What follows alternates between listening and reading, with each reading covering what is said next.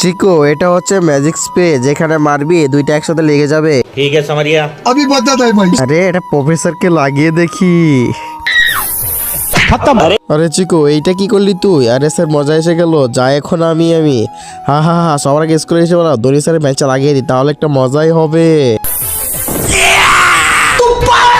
বাচ্চারা good morning. আরে পেটটা খারাপ দিচ্ছে কেন? বাথরুমে যেতে হবে। আরে উঠতে পারছি না কেন? আরে বাচ্চারা বেঞ্চ উঠে বললাম, কে এটা করেছে? হা হা হা হা হা। আরে কে এটা করেছে বল, নাহলে মেরে ফেলবো। আরে হা হা হা হা। আরে পেটে যাইতেছি গে আমি, কালকে ক্লাস নেব।